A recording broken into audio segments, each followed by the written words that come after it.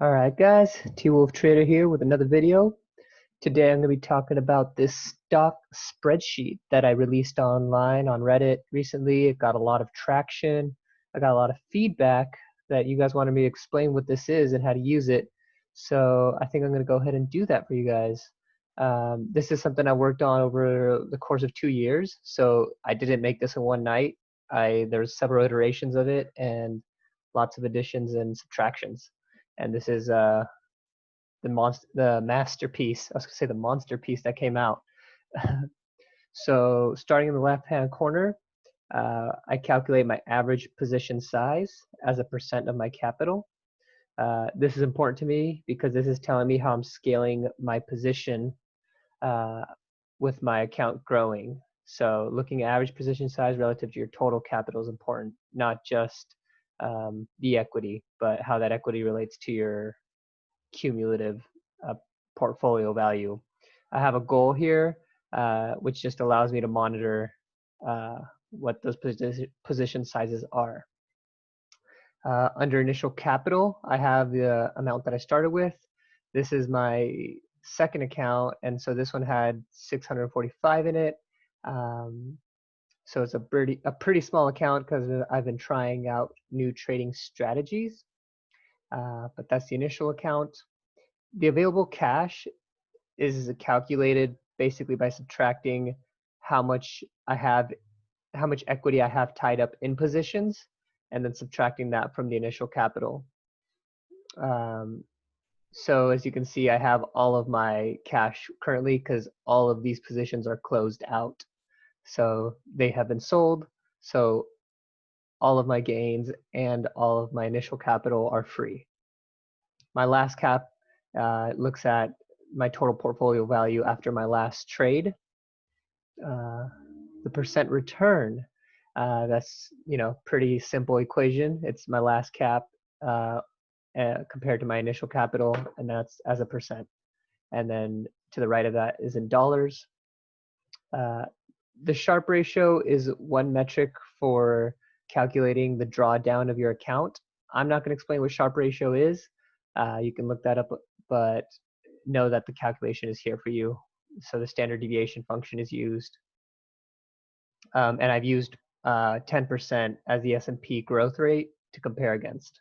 When you look into Sharpe ratio, you'll know what that means. The open positions cell looks at how many positions are open, so I've yet to be sold. So it essentially counts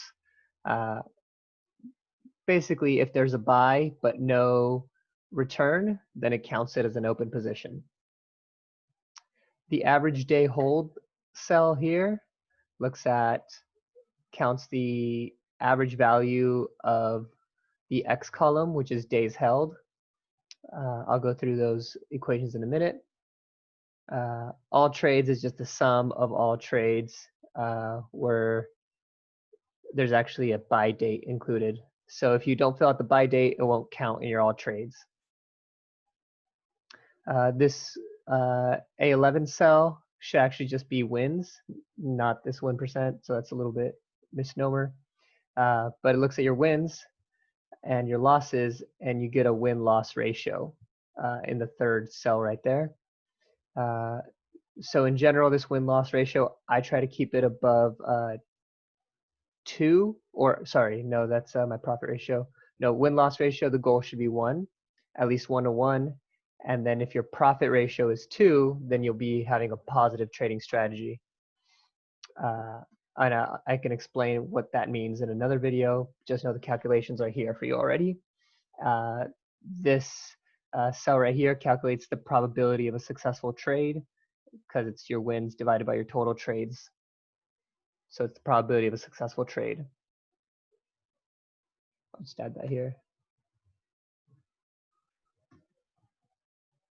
And going into the wins equation, it's just counting all the positive returns as wins and all the negative returns as losses.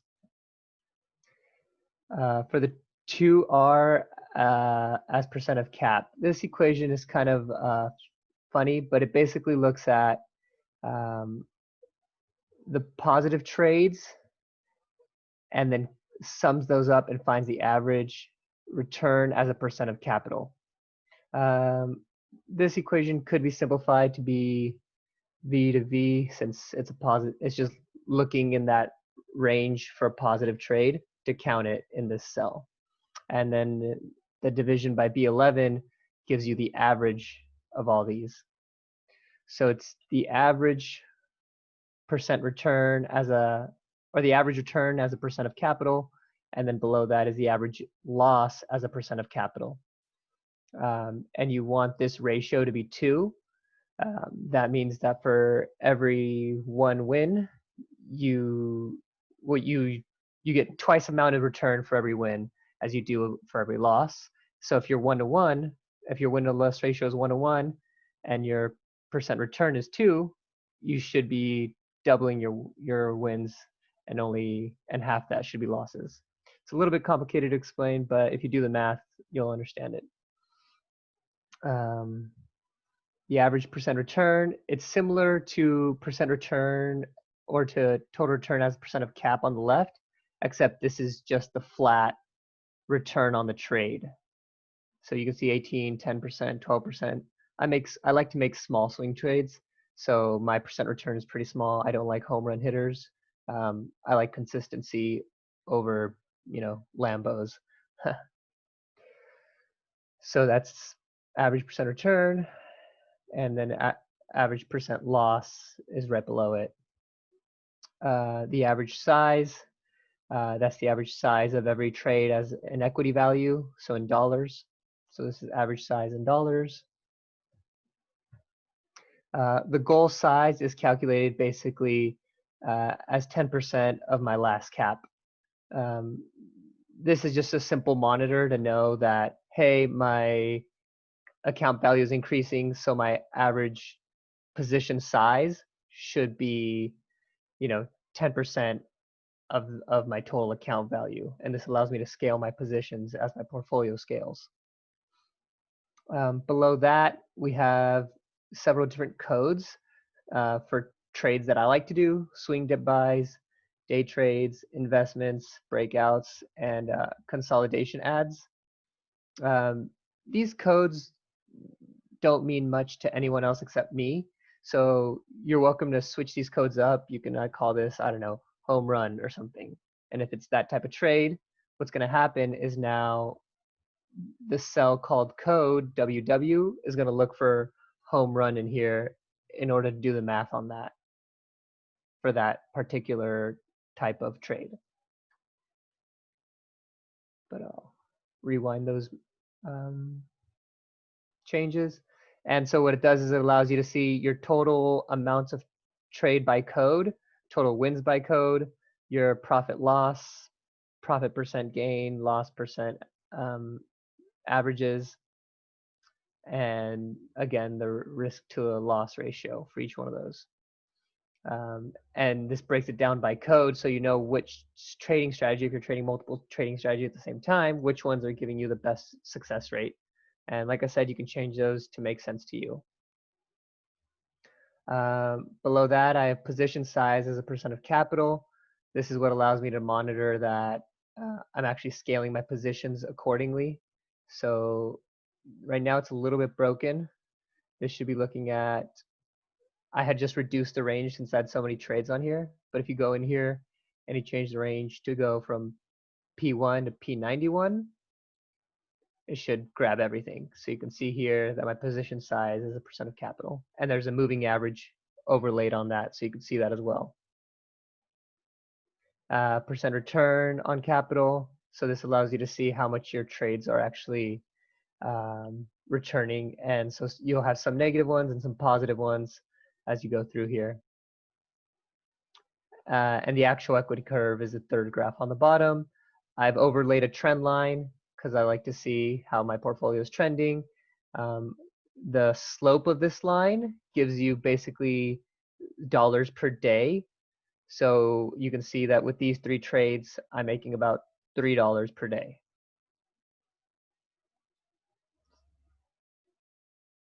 Now going into the actual journal, so this is the journal I fill out every day, we can see I left 3 trades as examples. On May 21st, I bought DLPN for 100 shares with the buy price of $6.35. I manually entered the buy price and shares and the stop loss and the price target. These first 4 cells, or I guess all of these cells, are manually calculated. Oops. Those first 6 cells are manually input. The risk ratio basically compares how much you stand to win to how many you stand to lose, and gives you a ratio of those. This is what the R&R ratio is that you saw on the left. And it should just basically be, or your goal should be 2. You should be risking, I guess, 2 units for every 1 unit you could potentially lose. The equity is calculated from the shares and the buy price. The percent of capital looks at the last cap column and divides the equity value by the last capital to give you a percent of capital that you've invested in that position. The interesting thing is these cells have color codes. Color code conditional formatting is what it's called. And they're green if they're around 10%. So if they're around, if they're over 10%, it'll be red. If they're under 10%, they'll be red. If they're near 10%, they'll be this brown color. 11%